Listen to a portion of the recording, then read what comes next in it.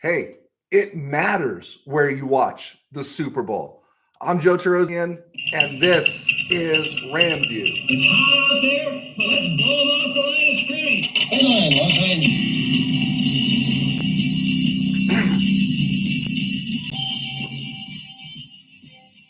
Los Live from the Ram Cave, I'm Joe Terosian, and this is RamView, the February 7th, 2024 edition, brought to you by Kistler Law Firm. Injured in an auto accident? Need help? Got questions? Call Kistler Law at 661-206-6990. That's Kistler Law at 661-206-6990. And check out KistlerLawFirm.com. That's one word, KistlerLawFirm.com. Kistler Law, they've been fighting for you since 92. And by Temple City Auto Repair. Having some auto issues, get yourself some John and Henry at TempleCityAutoRepair.com. And of course, by Granite Ridge Christian Camp, a place where your life can change. Yeah, so I am rocking my Joe Montana in the Chiefs jersey. I did it as my thumbnail pick. You guys see me holding up the jersey. It says Montana on the back. And yeah, there was a period there, right? In the NFC, I was leaning towards the Redskins as my second team. In the AFC, it was pretty much always the Chiefs. And I tried to jump ship. I tried to jump ship at about 96, 97, but I just couldn't do it. And but I was still a Chief fan. I had this weird thing happen where I started collecting Chief jerseys, and I don't even know I had them. This one was a gift from one of my students. This one is my Steve DeBerg jersey my wife got for me our first year of marriage. This was pre-Amazon. She actually picked this up for me, sent to Arrowhead Stadium, and they sent me out the Steve DeBerg jersey. And then one of my other students, a different student, actually picked me up this, and that's a Elvis Gerbach jersey. So yeah, I do have some Chief mojo here, just a little bit. I'm a Ram fan, but on Sunday, we're all going to be Chief fans because we don't want to see the 49ers win the Super Bowl. And a note to Mr. Tim Burns, loyal RamView follower from NorCal, I did find my David Archer Sacramento Surge jersey, and I might put it on. On Friday. So usually I don't wear my jerseys anymore. Had to pull these things out of storage. But anyway, I wanted to get that across here. So we're just trying to get a good vibe up to make sure nothing good happens for the 49ers this coming Sunday. And one of the things I wanted to say real quick before we dive into everything, someone asked me is, does it matter? Like, do you like to go to a Super Bowl party? And honestly, I don't like to go to Super Bowl parties. It matters with who and where you watch the Super Bowl. It does matter. I feel it does. I don't want to go with people that are caught up in watching the commercials. Drives me crazy. For years, we always had a Super Bowl party at the church.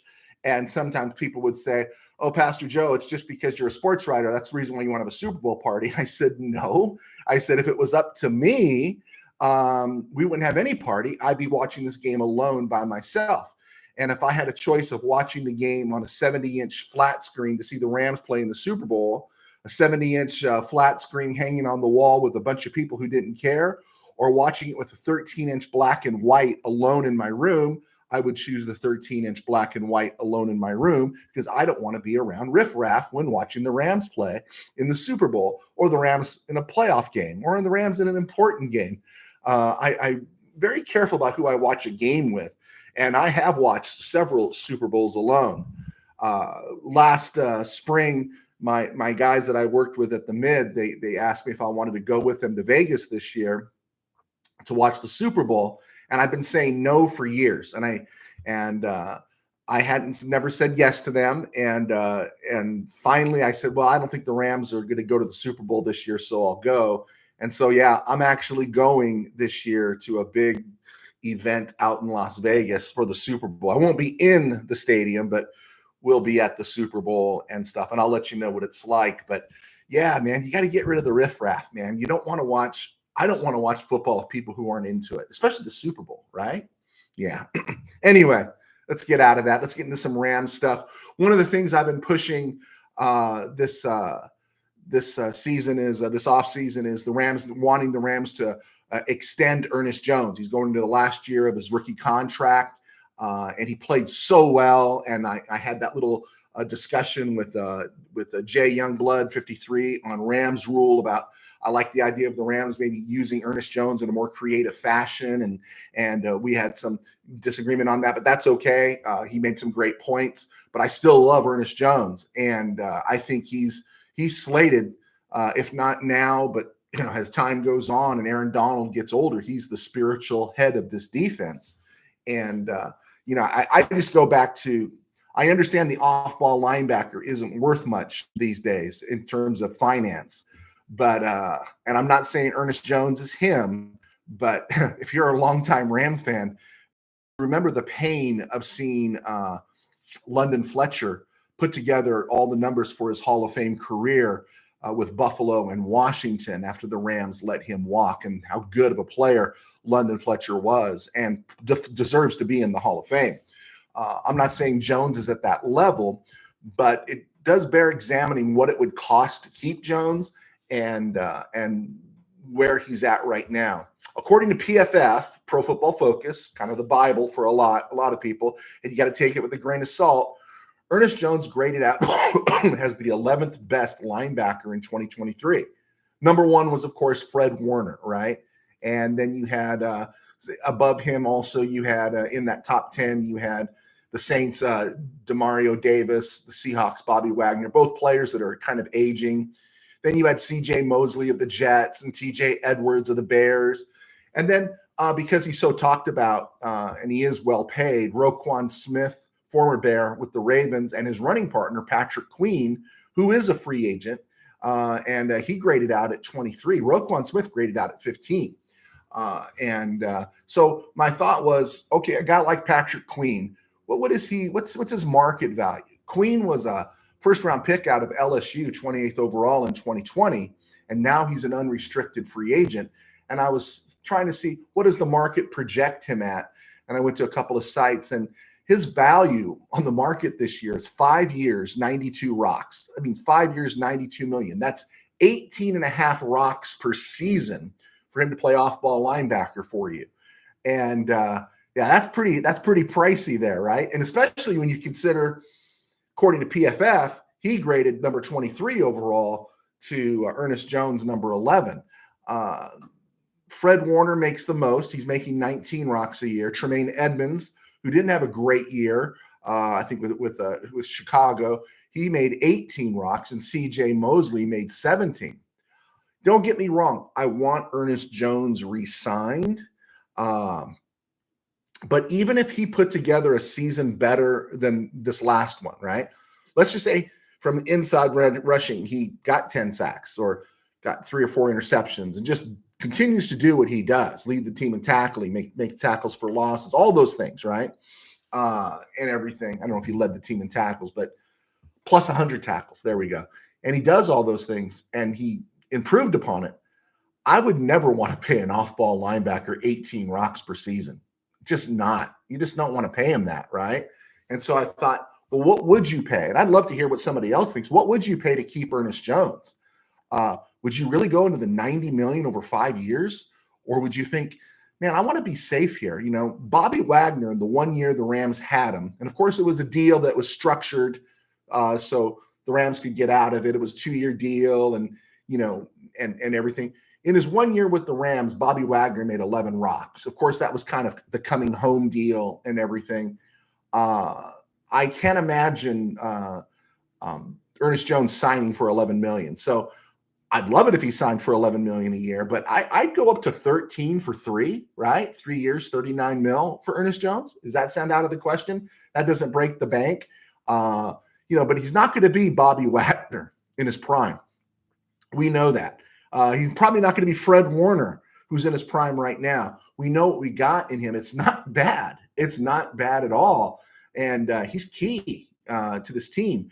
And so you want to see him re-signed, but I don't want to go above that 13 or 14 mil breaker point, because no off-ball linebacker you shouldn't be paying any of that unless they're Fred Warner or something off the charts. The key here is the Rams Super Bowl window. And that's the thing. They've got money to spend. They got to take care of that guard spot where Kevin Dotson is. And then they got to think of edge rusher, free agent. And then they got to think of anything they're going to do in the secondary, another receiver, because Demarcus Robinson's the free agent. So you understand they got to be a little bit careful here. But the Super Bowl window is open now. And I expect it to be open in 2024 and 2025. And so you want a player like Ernest Jones, who's coming into his prime, who's in his prime right now, who has Super Bowl experience during this run. I think a guy like him is key to doing this. Now, of course, the Rams won a Super Bowl with Troy Reeder, right? And Micah Kaiser playing most of the year, right? But Jones brings something to the table. I think we all see that. But would you want to give him 18 rocks for 5 years? Would you want to pay him $90 million and be on the hook for that? That would really limit what you would be able to do in other places. So wanted to throw that one out there. Okay, we're in Super Bowl country, Super Bowl time right now. I'm seeing comments, but I'm not seeing viewers here. Tim Burns, USA expat. I'm going to be there for you. Hold on. Don't get mad at me. Don't leave the show. We'll be talking. I'll get to the question time. Here we go. Once in a lifetime. I posted this in a column I wrote for my website, joetarosian.com. And in the last show, on Monday's show, I dropped it in the comment box. It's called Around the NFL and Other Places. And I talked about once-in-a-lifetime talent. I've been talking about that lately because it seems like every year we hear a once-in-a-lifetime talent. Every year we hear about, oh, this guy's a generational player, man. You're not going to get another guy like this, right? You keep hearing that. And so I went and I looked it up. Do you realize since 2010, 43 quarterbacks have been drafted in the first round? 43 quarterbacks have been taken in the first round since 2010. Only one of those quarterbacks drafted in the first round has won a Super Bowl. You know, that's a lot of once-in-a-lifetime type talent or once-in-a-generation talent falling flat. 4 of them have made it to the Super Bowl. Cam Newton, Jared Goff, Joe Burrow, and Patrick Mahomes. But only Patrick Mahomes has a ring. That's pretty wild, right? That's pretty wild to think what's happening there. The only other quarterbacks drafted since 2010 to win a Super Bowl were both taken in the 3rd round of the 2012 draft. Russell Wilson, 75th overall in the 3rd round out of Wisconsin, and Nick Foles, 88th overall in the 3rd round out of Arizona. And those 2 guys have won Super Bowls. But think about who's been picking off the Super Bowls. If you eliminate the 2 that Mahomes got, Stafford got his, and Tom Brady's getting his, and so there's a lot of guys there. Peyton Manning got one down the stretch there since 2010. Eli Manning got one. And then, of course, Joe Flacco got one, but he was drafted in 2007, 2008. And then, of course, Aaron Rodgers, he was drafted 5 years before he won a Super Bowl. And so it's just interesting to see that what it takes to win a Super Bowl. 43 first-round picks, and only one has won the Super Bowl, and that is Patrick Mahomes. More news keeps leaking out about college athletes looking to organize into unions. I think it's all a bad idea, but I also think it's marvelous because the NCAA is reaping its harvest for all those sanctions they put on players for using the phone or free hamburgers and all the stuff they did, and just the general failure of an athlete or a school not to kiss the ring or the boot of the NCAA. And there's a lot of madness going on right now. And, they've earned it all. They've earned it all. Can you imagine what unionizing could bring to college sports? Maybe a set wage scale or a push and a protest for one, so that the cost of women's sports are going to rise. 95% of all the women's sports don't make any money. There's a handful there. But so it's football that makes everything. But everyone's going to want their cut of the pie, right? We're going to unionize. So do you start paying the women's softball team the same that you pay the starting running back for your football team? It's going to be crazy when it all happens. But you know what? The NCAA has earned this. I'm just waiting for them to try to impose on the sponsors for these NIL agreements to create some equity action so they make sure the women are getting the same share as the men. And I don't see it happening in terms of the sponsors going along with that. But can't you see the protests and the push and, of course, the KBM picking up that mantle? It's going to be madness, and it's going to be marvelous because they've earned it. And honestly, the Big Ten and SEC do need to just pick off a team or two from the ACC, add Notre Dame, and just form their own division of football, their own football conference, their own football league, their own leadership, their own policy, their own transfer portal control, and just separate themselves completely from whatever this NCAA thing is, and just make it a football conference only, and just play the games between themselves. I think everyone would be into it. I think it would be good for them. And then we can just admit that these athletes are not majoring in business or history or women's studies, African-American studies, American studies, civil liberties, all these things. They're not majoring in any of these things. They're just majoring in football, right? And just major in football. Okay, I'm Joe Tarosian, and I was a sports writer for 21 years. And I get to do RamView, except after these people chop off my head for wearing a Montana jersey on RamView. But there's a reason for it. But thank you to our sponsors at Kistler Law that let us do RamView. I do that, and I write books. My books are on Amazon, Joe Tarosian. Just type in that name, and you'll see my books, 2 high school football novels. I got a third football novel coming out, Game Day in the Ram Cave.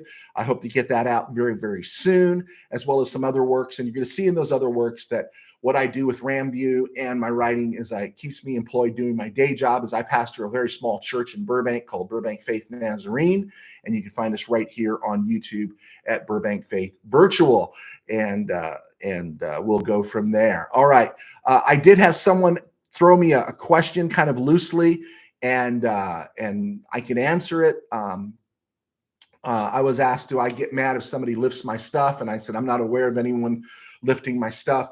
And they brought up Jake Ellenbogen had something on Rams and their history of their 19th round picks or picks 19th overall.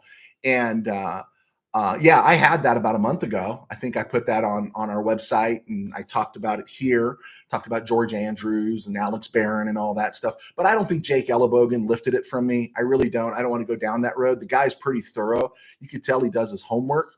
It might just be a happy coincidence. I'm happy that I beat him to it, but I haven't felt that someone's lifted me. I did have the LA Times steal for me when I was working at the Mid, but that's a long story and I won't go into it. So that was just to respond to that coming my way.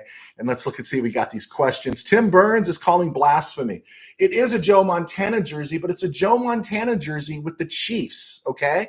It's a Joe Montana jersey with the Chiefs. And Joe Montana, in his big game against the 49ers, when he was with the Chiefs, he beat the 49ers, man. I'm conjuring some good mojo here. That's what I'm doing. USA expat, imposter. No, it really is me. Look at the color of the hair. Look at the ugly mug. Yeah, it is me. We're rooting for the Chiefs, right? I think the Chiefs got a really good chance to win this game. I think if a couple things go their way, they win this game by 2 possessions. But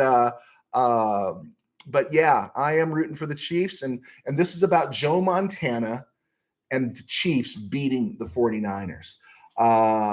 USA expat, favorite old Chief is Otis Taylor. Hey, I'm right there with you with Otis Taylor. I loved Otis Taylor, right? Otis Taylor and his running mate was Elmo Wright there for a while.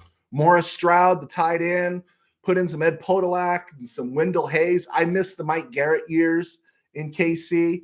But, they always had some great defensive backs, Mike Sensabaugh, Emmett Thomas, Kerry Reardon. They always had some great players. Willie Lanier, Buck Buchanan. I saw Bobby Bell play. I'm so glad I got to see Bobby Bell play. Can you imagine trying to pay Bobby Bell nowadays? Bobby Bell was off the charts. So go Chiefs. I've proven it. My Elvis Gerbach jersey, my Steve DeBerg jersey, right? I'm right there, man. I'm right there being a Chiefs fan, especially this week. Tim Burns, note boom, 15 million dead money is a lot for a backup. You're going to pay him 20 million and you're only going to save 5. You're only going to save 5. That was a question from Tim Burns in NorCal. 20 million's a lot. He's already restructured once. But right now, what you see with the Rams salary cap, it's already baked in. It is a lot. It is a lot, but we don't know the condition of this line. And you got to think of Stafford. You got to think right now, the window is open and you can get rid of him after this year. But right now, you're going to take a big dead cap hit and you're not going to get anything for it. So no one's going to take his contract, I don't believe. So you keep him around. If we don't re-sign Kevin Dotson, you keep him around. If something happens to Alaric Jackson, injury-wise, you got somebody that can fill in. And that's why I'm not so hasty about putting Noteboom or Brian Allen in the street, is because Rams are playing for keeps now. This isn't 2023 anymore. This is 2024, 2025. Rams are playing in a Super Bowl window. You want that depth. Right now, it looks like Joe Thuney might not start at left guard for the Chiefs on Sunday. That's a bummer, because if he plays, I think this game can get out of hand because I think the 49ers are that susceptible. Instead, they're going to start Nick Algretti, who's been around since 2019 for the Chiefs, and he's done a solid job. He's not great, and of course, they're not overpaying him, but they've got depth there, so it's not panic time. If you remember when the Chiefs played the Buccaneers a couple years ago, Mahomes went into that game with both his tackles injured, and they just got smoked 31-9. And so, it's not optimal to pay your to tie up roughly $28 million to two backup offensive linemen, but the offensive line is the key, and that's the key to everything. And so I think we bite the bullet right now. So that's my thought, Mr. Burns. Joe and Gronk chopping it up in Vegas. Yeah, I guess if I get a chance to see Gronk, I'll straighten him out, right? Thanks, Mr. Burns. Is that a Tay-Tay concert tee under the Montana? No, it's just a little long sleeve quarter shirt there. Just trying to stay warm. Believe it or not, the Ram Cave was built correctly, but there's no heater in here. It's actually kind of cold, so I'm surviving here. All right, let's keep moving, guys. Big update. No updates here. What are we talking about? There's no update. Former Rams backup quarterback Sean Mannion has retired, and he'll be a coach for the Green Bay Packers. Mannion was drafted by the Rams. He was the last quarterback drafted by the Rams up until Stetson Bennett last year. He was drafted 89th overall, third round in 2015 out of Oregon State. And he only appeared in 14 NFL games, starting just 3. And if you're a Ram fan, you'll remember he was the guy who kept feeding Nelson Spruce in the Rams' first game back in the Coliseum in 2016 in that opener against Dallas.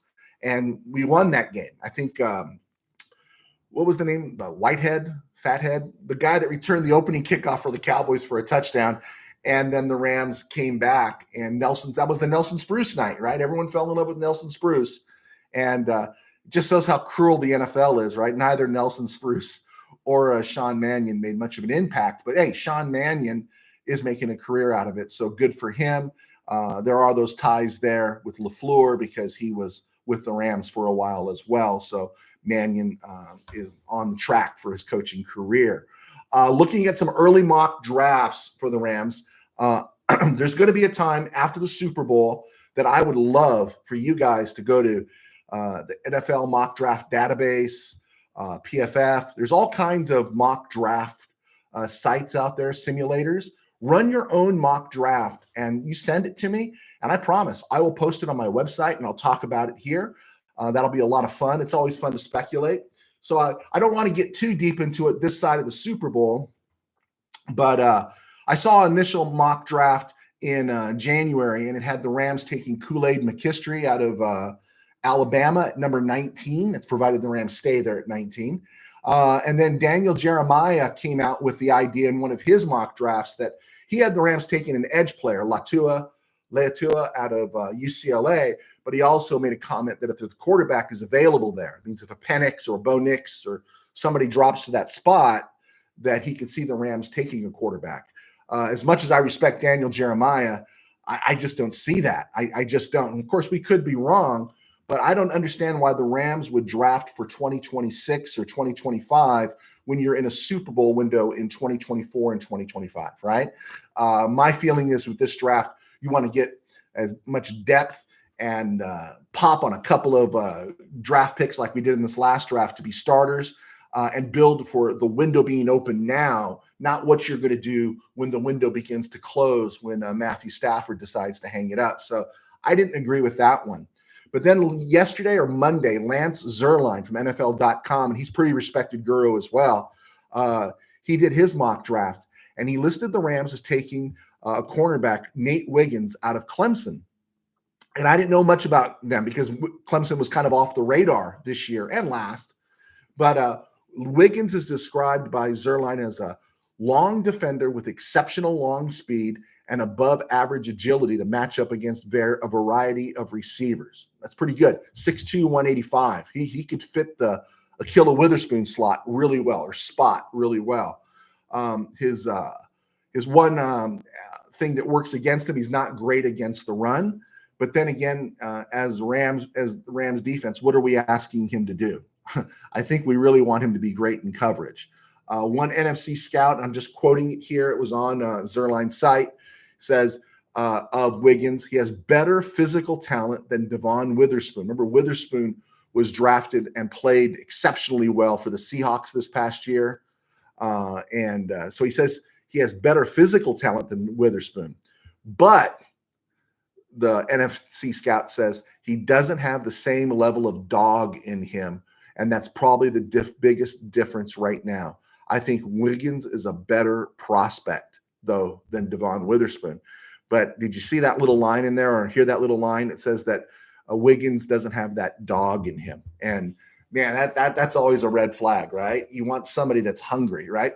You can say this about Darian Kendrick, right, with all of his faults, but you can't say he doesn't have some dog in him, right? Because that guy will stick his helmet in anywhere. And it got me thinking of something I had just done.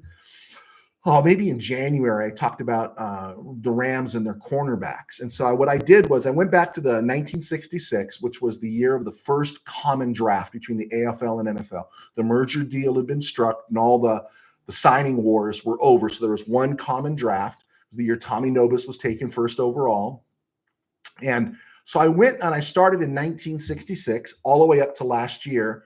How many times had the Rams taken a cornerback in the first 100? How many cornerbacks had the Rams taken in the first 100, and how did they do? Well, first 100 picks of a draft, the Rams 24 times have drafted a cornerback, right? Starting with George Youngblood out of Cal State LA, not related to any of those Youngbloods. And then that was 1966. And then going forward with Eddie McMillan in 73, Monty Jackson and Rod Perry in 75. That was a good draft. 76, Pat Thomas. 80, Leroy Irvin. 85, Jerry Gray. Boy, you see a trend here. They hit on a lot of these picks. And then, of course, they took Clifford Hicks, Darrell Henley. Todd Light was a hit. Steve Israel, Dexter McCleon a little bit. Dre Bly was a hit. Jacoby Shepard. Travis Fisher. Ron Bartell was a hit. Got a second contract. Ty Hill. Jonathan Wade. No. Bradley Fletcher. Jerome Murphy. Janoris Jenkins, yeah, for what it was worth, he was a hit. Tremaine Johnson, yes, a hit. LaMarcus Joyner, he got franchise tagged. Last time a Ram was franchise tagged was LaMarcus Joyner, and you have to say he was a hit. And then, of course, the last DB they really invested draft stock in the first 100 was David Long. But all of those 24 picks, the Rams only took a first-round pick 3 times for a cornerback, right? Jerry Gray, Todd Light, and Ty Hill, right? Ty Hill. But not to be a bummer about this or too much of a card counter here. If the Rams were to draft Wiggins, he comes out of Clemson. Guess where Ty Hill comes out of? Ty Hill comes out of Clemson. And that was the last time the Rams took a cornerback in the first round. That was 2006. Different time, different era.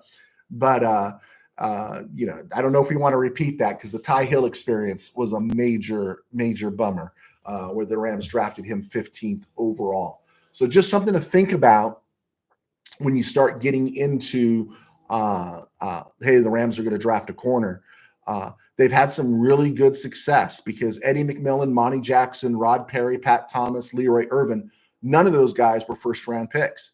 And then they hit on first-rounders with Jerry Gray, Todd Light.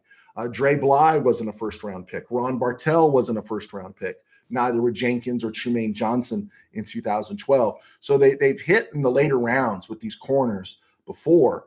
Of course, we're in the Snead era, and Snead was the one that drafted Jenkins and Tremaine Johnson and LaMarcus Joyner. But he's also the guy that drafted David Long, too. So we'll see. The current Rams, Kobe Durant, Darian Kendrick, THT, none of these guys were drafted in the first 100. That's why I'm not mentioning them. Just wanted to put that out there, just so buyer beware. Looking at the Rams schedule again, we're just trying to take little tidbits out of next year's schedule. Rams got 17 games, 6 against division opponents. They have 10 games against teams they played last year. So, of course, all 6 against the NFC West.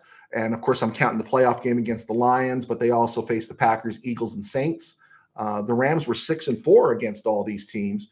And when you think about the 49ers, are the 49ers, even if they win a Super Bowl, are they going to be better next year? Or are they going to come down? I think they really skated through. They didn't get as many injuries, and they're getting older. I think the Seahawks have a team that could be good, but I think first-year coach, he's going to have to do an adjustment because maybe not everyone wants to put up with DK Metcalf. I don't know. I think the Seahawks might tread water. They also got to find a quarterback. Cardinals are doubling down with Kyler Murray. That's good news for the Rams, so I think we're going to be okay there. Lions game is going to be tough. Packers game is going to be tough.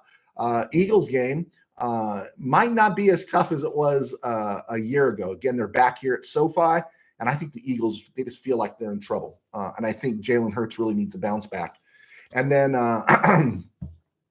then the Saints, they kept Dennis Allen as head coach, right? And Derek Carr looks older by the game. Every time you see him play, I think he's taken enough hits. So that's pretty good for the Rams schedule, again, leading to why this is definitely a double-digit win team next fall and possibly 12 games. Yeah. So let's get to Super Bowl work here. I shared that a little bit on my website, that in the Around the NFL column, that to me from the get-go, it's been Joe Thuney. If Thuney plays as an effective, then I really think the 49ers are going to be in trouble. I think their defense, I don't know, just feel very fraudulent. They could say they're going to turn it up, but now they're going to turn it up going against Mahomes and Andy Reid. I don't know. I think they'll be, it's not going to be a blowout from the get-go, but and I'm not even sure it's going to be a blowout in the end, but I see the Chiefs winning this by 10 points at minimum. I just feel it, and I don't know, when I look at all the numbers, that's what I come up with. Of course, anything could happen, but that's how I'm feeling. Okay, so Super Bowls. 57 Super Bowls have been played. 34 different quarterbacks have won a Super Bowl. 19 first-round quarterbacks have won a Super Bowl, right? And that number's gone really down since only one first-rounder has won a Super Bowl in the last 13 years. Only 9 quarterbacks taken first overall have won a Super Bowl. That's not going to be an issue this year, but those quarterbacks are Joe Namath, Terry Bradshaw, Jim Plunkett, John Elway, Steve Young, Troy Aikman, Peyton Manning, Eli Manning, and Matthew Stafford. Now, a caveat there, there's actually only 7 that were taken first overall that have won a Super Bowl. Namath was taken first overall by the Jets in the AFL, but only 12th overall by the Cardinals. So he wasn't, that was before the common draft. And then Steve Young was already playing in the USFL, and he was only the first overall selection in the 1984 supplemental draft. And so just something to think about there when you think about, wow, so you're looking at Bradshaw, Plunkett, Elway, Aikman, Manning, and Matthew Stafford. A lot of number one quarterbacks, they don't come through, do they? They don't come through at all. In terms of the jerseys, Patrick Mahomes wears number 15. Quarterbacks wearing number 15 have won 5 times. Mahomes twice. Bart Starr and Jeff Hostetler wore number 15. Quarterbacks wearing number 15 have lost 3 times. I'll give you 2 of them. Patrick Mahomes has lost wearing 15, and Earl Morrall has lost wearing number 15.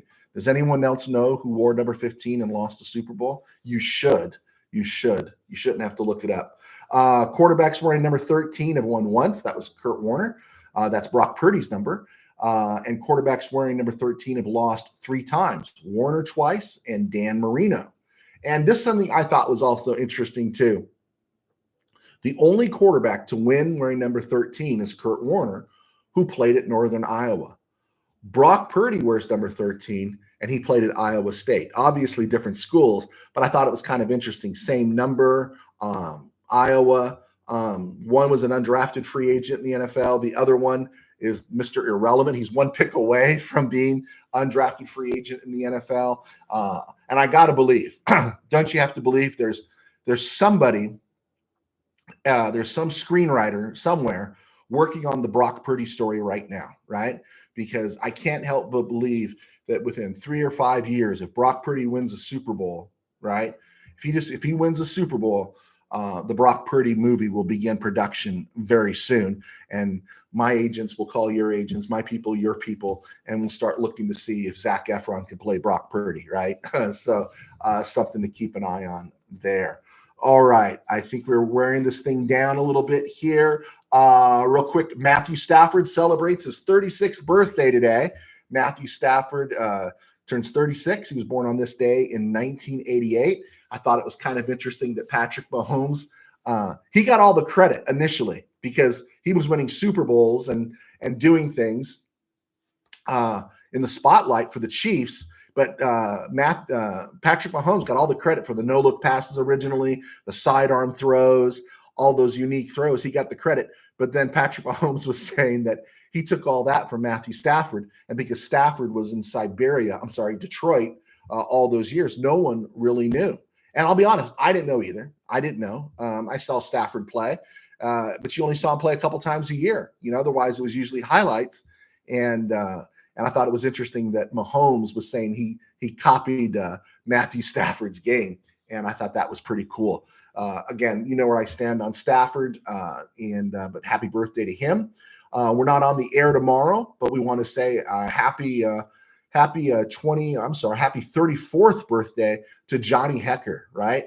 Perhaps the greatest punter in Rams history. It was always a pleasure to watch him go back there. I always thought he should have gotten a start at quarterback, instead of Sean Hill, Kellen Clemens, Case Keenum. That really, could Jeff Fisher have done any worse than giving Johnny Hekker a start at quarterback? We might have even won a few games if Johnny Hekker had started at quarterback. I don't know what's going to happen with him in his career. He's still kicking, but we'll see where he ends up. Also on this day, tomorrow, February 8th, is remembering Ken Iman. Ken Iman was born on that day in 1939, and he was out of Southeast Missouri State. Started with the Packers, came to the Rams, was the Rams starting center for 10 years, never missed a game, never missed a start, and was the first in that trio. Just the irony is that last show we were talking about Rich Saul, and Rich Saul was the middle guy of those three centers, Ken Iman, Rich Saul, and Doug Smith. And then tomorrow is Ken Iman's birthday. So we wanted to acknowledge Ken Iman, old number 50 for the Rams, and he was a great center. And again, when you think of Rich Hill sitting on the bench for 5 years, it's because there was a Ken Iman, a Joe Schiavelli, and a Tom Mack, right? And then a Charlie Cowan out wide. And then, oh, by the way, we brought in Bob Brown, a Hall of Famer, for a couple of years, and then made the trade for John Williams. But digress a little bit. But I think I got that stuff in. Stone groove, my man. Absolutely. It was a stone groove. All right, let's see. USA Expat mock draft after free agency period. Yeah, again, until you see what happens in free agency, you're never going to get a real accurate mock draft. Just interesting to see, to start playing around. The reason I like to play around with it a little bit, even if I don't publish it, is you want to get familiar with these players, right? And so you're always kind of doing a little extra homework, learning who these players are, putting them in your book or putting them on a file somewhere on your computer. And so it's really good to do that. I don't like being surprised on draft day. I really don't. I like to have an idea of some names, and I'll be perfectly honest with you. I studied the draft. I thought I knew, names. I did not know Puka Nacua. I just didn't. I didn't have him anywhere on my radar for the Rams. What I try to do is go to all the mock drafts, and I write down the names of people that are being speculated to go with the Rams, and then I go investigate them and then base that on what the Rams' needs are and historically, right? Last year, I never talked about Steve Avila, even though I was aware of who he was, the idea of the Rams had not drafted, with Greg Robinson being the outlier, number 2 overall in 2014, massive bust. The Rams had not drafted an offensive lineman any higher than Rob Havenstein, second round, 57th overall to Wisconsin in 2015. He was the highest drafted Ram offensive lineman. And so I was nowhere believing that the Rams would spend more capital on offensive linemen that early in the draft. And they did. They went after Avila. So it's kind of neat to see, where they expend their draft capital. Now they got a full wallet to play with as opposed to just what they've had the last few years. Again, going back to talking about Wiggins, is the highest the Rams have spent on a cornerback was David Long in 2019. That's going to be 5 years ago. 5 years. It's been 5 years since they invested in a cornerback that's in the top 100 or the first 100 of the draft. Just something to think about there. But USA Expat, you are right. You're probably going to get a more accurate mock draft after the free agent period starts. But it's good to start playing with them and tinkering with them now because it lets you know, makes you familiar with who these players are. That way you come off looking good with your friends. Your friends, who's that guy? And you say, oh, man, that guy played at Rice. Don't you know who he is, right? AMS, Bill, if you saw Shula's press conference, do you think we are going to be more aggressive in defense? You know what? I did not see the Shula press conference, but I've heard a little bit about it. And, yeah, I hope so. I really thought Morris stepped it up this year. Rams were so passive in 2022, playing so far off the ball. They were just giving first downs away. And and I didn't know why. The team wasn't going anywhere after the offensive line vanished. So just play press and take your chances. But that was very frustrating. That's why I was anti-Raheem Morris. But you saw this year the team was much more aggressive. And I'm hoping, you would like to see more blitzes. And I just want to see more creativity coming after the quarterback. And, of course, that all depends on what they do at edge this year. Do you think Shula keeps Kendricks from Bill? I think the Rams are going to keep him for another year. They're going to find out his third year. So yeah, I think so. This is going to be the turn year for him. If there's just no significant improvement, then the Rams will be done with him. They'll let him play out his contract and they'll let him go. Or if there's a really bad off season or a bad preseason, he can get the boot. But I think the Rams are committed to him. I think the Rams really like Darian Kendrick. They keep trotting him out there, and I do too. They talked about Wiggins doesn't like to play the run, but you see Kendrick. Kendrick comes up and hits. And he's got that dog in him that people talk about. Bill, watch out for Jerry Gray coaching Falcons defense. Hey, Jerry Gray, yeah, you're not going to get me to say anything bad about Jerry Gray. I think the key for the Falcons is they got to get that quarterback right. They get the quarterback right, everything will fall into play. Everything will fall into play. Tim Burns, prediction, KC 34, San Francisco 31. I'll take it. Right now, I kind of like KC 34-24. I'm probably going to come off that. But, hey, I don't care if they win by a half point. I just want to see KC win. USA Expat, what are the 3 quarterbacks that lost wearing number 15 in the Super Bowl? Earl Morrall, of course. Patrick Mahomes, yes. USA Expat gets it. Yes, Vince Ferragamo. Someone tell Ferragamo that Waddy was open, right? Waddy was open. He had him, Ray. Waddy was open. There we go. Let's rub some pain into that moment. Tim Burns, Johnny Hecker was fun. Johnny Hecker was fun. And then somewhere about 2020, the boom went out of his foot, right? And he became just an ordinary punter. But I like Ethan Evans right now. Ethan Thomas, getting them confused. I'm glad he's our punter now. Still calling for Matt Ariza to solve the 2 kicking spots. Trust the Aztec. Matt Ariza should be sticking it to somebody for what's happened to him, including the NFL, for everyone blackballing him, an innocent man suffering for something he didn't do. And then Tim Burns throws at us, Montana sucks. Had to be said before you go. I understand the sentiment. I get it. But even throughout the 80s, right? And every time we went up there on a Monday night, right, you see Dieter Brock lining up for us, and then you see Joe Montana lining up for them. And I just never found it. I just could never hate Joe Montana. And I disliked the 49ers, but I rooted against them, of course, but I didn't hate the 49ers. I hate them much more now than I did then, because it was just like, what are you going to do? Look what they're doing. The Rams had their shot. They went with George Allen a second time and then Malavasi and passed on Bill Walsh. They could have had Bill Walsh. Of course, they would have found a way to mess it up with Georgia, but they had their shot. And then when you see what Montana did to beat the Cowboys, he beat the Cowboys. That guy's always going to have a special place in my heart, right? And I just couldn't bring myself to hate him because I really felt like I was watching a guy, just an artist. I'm never going to hate Mahomes. You're just never going to hate him.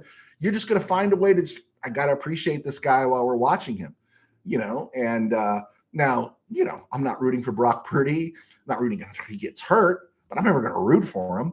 And I just want to see the 49ers lose because I think a 49er loss, that would be the only thing short of the Rams winning the Super Bowl this year, right? Just to see the 49ers collapse and crash and burn, hear all the hotlines go off, help me, my team lost. I would love to have that happen. So I am pro Montana. I'm sorry. I've always been pro. I was more Montana than Steve Young. Montana was brilliant. And then he goes to the Chiefs, and he beats the 49ers. All right. Got to like Joe Montana. And he's had a nice, quiet retirement, right? He's taken his ball and he's gone home, and life is good on the Montana ranch, right? So good for them. Any other questions, anybody? We've hit the 46-minute mark. I didn't think I was going to go that long. We are going to be on the air on Friday. And then from Vegas on Monday morning, I am going to broadcast, but I'm probably going to broadcast from my hotel room. And so it'll look a little bit different. You won't see the Ram Cave adornments behind here.